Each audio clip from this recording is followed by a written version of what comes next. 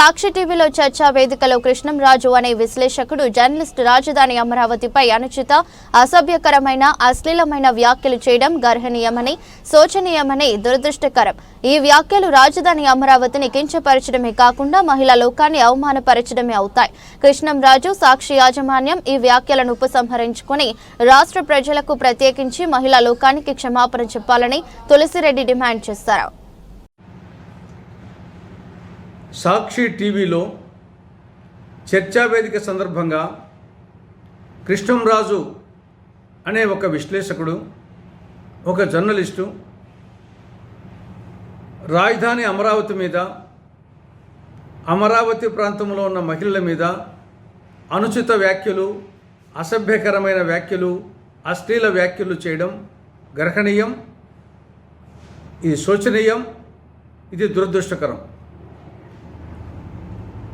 రాష్ట్ర రాజధాని అమరావతిని కించపరచడమే కాకుండా మహిళా లోకాన్ని కూడా అవమానపరచడమే అవుతుంది.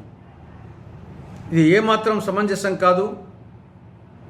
వెంటనే ఆ విశ్లేషకుడు కృష్ణంరాజు, సాక్షి యాజమాన్యం రాష్ట్ర ప్రజానికానికి ప్రత్యేకించి మహిళా లోకానికి క్షమాపణ చెప్పి ఆ అసభ్యకరమైన వ్యాఖ్యలను ఉపసంహరించుకోవాలని కాంగ్రెస్ పార్టీ డిమాండ్ చేస్తూ ఉంది. ఇక రెండవ అంశం, రాజధాని ప్రాంతాన్ని ఫ్రీ జోన్గా ప్రకటించాలి. విద్యా ఉద్యోగాలకు సంబంధించి, స్థానికేతరకు సంబంధించి ప్రస్తుతం రాష్ట్రాన్ని 4 జోన్లుగా విభజించడం జరిగింది. శ్రీకాకుళం, విజయనగరం, విశాఖపట్నం మొదటి జోను, తూర్పుగోదావరి, పశ్చిమ గోదావరి, కృష్ణా రెండవ జోను అంటే పాత జిల్లాలు, గుంటూరు, ప్రకాశం, నెల్లూరు మూడవ జోను, కడప, కర్నూలు, చిత్తూరు, అనంతపురం 4వ జోనుగా ప్రస్తుతం ఉన్నాయి. ఇందులో రాజధాని ప్రాంతం 3వ జోను పరిధిలోకి వస్తుంది. సాధారణంగా రాజధాని ప్రాంతాల్లో విద్యా ఉద్యోగ అవకాశాలు ఎక్కువగా ఉంటాయి.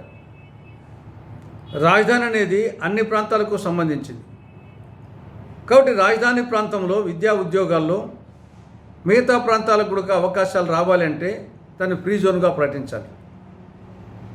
గతంలో ఉమ్మడి ఆంధ్రప్రదేశ్లో కూడా హైదరాబాద్లో ఉన్నటువంటి రాష్ట్ర సచివాలయాన్ని, అసెంబ్లీని, హెడ్ ఆఫ్ ది డిపార్ట్మెంట్స్ను, మిగతా రాష్ట్ర స్థాయి కార్యాలయాలను వీటిని ఫ్రీ జోన్గా ప్రకటించడం జరిగింది. అంటే రాష్ట్రంలోని అన్ని ప్రాంతాలకు అవకాశాలు ఉండేట్టుగా. అదేవిధంగా ఇప్పుడు కూడా రాజధాని ప్రాంతంలో ఉన్నటువంటి ఈ యొక్క రాష్ట్ర సచివాలయాన్ని, అసెంబ్లీని, హైకోర్టును, హెడ్ ఆఫ్ ది డిపార్ట్మెంట్స్, మిగతా రాష్ట్ర స్థాయి కార్యాలయాలను ఫ్రీ జోన్గా ప్రకటిస్తే అందరికీ అవకాశాలు వస్తాయి. ఆ విధంగా ఫ్రీ జోన్గా ప్రకటించాలని రాష్ట్ర ప్రభుత్వానికి కాంగ్రెస్ పార్టీ విజ్ఞప్తి చేస్తూ ఉంది.